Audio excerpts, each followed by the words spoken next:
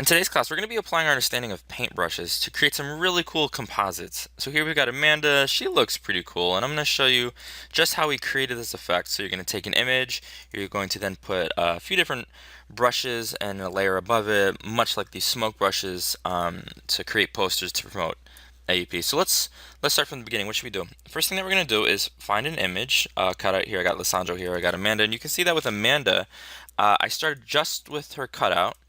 And then I simply use the brush tool to add a little bit of splatter. And to do that, what you're going to want to do is simply use the eyedropper tool. You're going to want to select a color. So for example, let's look at Lissandro. I'm going to actually press Control A, Control C. I'm going to go to File, New. And then from clipboard, I'm going to go to US Paper just because it's a significantly bigger image size. And now I'm going to crop just so we've got some room to experiment. Great, so that's much better than we had before.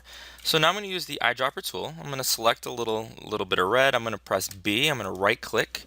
And here I can see we've got the real smoke pulled up. And what I would recommend that you guys do is if you're in the default basic brushes section, simply click the black arrow. Let's go to load, and then what we can do is you can find for example this new set of paintbrushes that I just downloaded, and you can open that up as well. So now that we've loaded it into this particular section, I'm going to create a new layer, and for the most part I'm going to do all the brushes on this new layer, and that looks pretty cool. I can see that it's everywhere. I'm going to try actually dragging it behind him, and I like that. I think that's actually pretty cool. I'm going to use the eyedropper tool. I'm going to select his hair. I'm going to, and I can see that it's been, oops. There we go. It's been selected. I'm going to create a new layer. I'm going to press B, right click, and Lissandro's been doing great work in class lately. He's been smoking. That looks pretty good right there. I'm going to drag this behind his layer, or you can simply erase over it, and you're going to continue doing that like so. What are we doing next?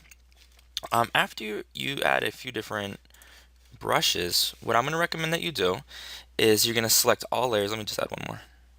I'm having fun. Great. Actually, check this out, guys. I'm going to use a new layer. I'm going to paint like that, right? But I'm not in love with that, so because it's on its own layer, I'm going to press Control T, and I'm going to go like this, and that looks pretty cool right there. And I'm actually going to put it above him like this, and I'm going to use the eraser tool. Eraser with I'm going to go to the basic brushes. This is why we loaded it in with a hardness of 0. Increase the diameter, and I'm just going to go like this a little bit, so that looks a little bit more realistic. Okay, cool. Nice. Alright guys, so what I'm going to do now is I'm going to open up this blank, I think I called it wood plank blank. I like that it rhymes, I like that it sounds nifty, and I'm going to drag Lissandro into here. So what I'm going to do, I hope it's going to be big enough, I'm going to hold shift after I clicked on the top layer. I'm going to hold shift, click on the bottom, and then I'm going to simply drag all these layers in using the move tool, and that looks good right there. Nice. Okay, great. And then actually I'm going to press Control E. I'm going to merge all these down. Nice. So I'm pretty happy with Lissandro right there.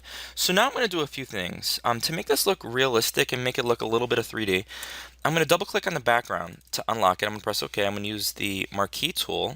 I'm going to create a selection along the bottom. So I've got the bottom third selected. I'm going to now go to Edit, Transform, and let's try Distort. And I'm going to grab the lower left hand corner, and I'm going to pull it to the left. I'm going to grab the lower right hand corner and pull it to the right. Now all of a sudden it looks pretty 3D. I'm going to press Control D, and after I press Control Alt 0 to zoom in to 100%, it sort of creates the effect of 3 dimensions. Now what we're going to do is I'm going to press New Layer above the wood plank blank, but beneath Lissandro, and I'm going to select the gradient tool. I'm going to grab two colors. I'm going to grab, like, let's say a sort of a light blue, and let's get a dark blue like that. Now I got the gradient selected. I'm going to use the radial gradient, and that's the second one, and it's right next to linear. And when I do, and I start from the center and pull away, it's going to create an effect that looks a little bit like this. What I'm going to do is I'm going to make it a little bit darker. That's not dark. We need more contrast. And I'm going to flip it so the lighter is on top, lighter color is the foreground, the darker is the background. I'm going to go like that. Yeah, that looks awesome. I'm going to use the blending mode. Maybe that looks cool. That looks really cool. Let's experiment. I think vivid light might be the best. Linear light's also dope. And I'm gonna go with linear light today. And you're gonna write your name. You're gonna experiment. You can include multiple people, but I'm looking for. Betsy's smoking. I'm looking for some really cool things today. I can't wait to see your work. All right, mi gente.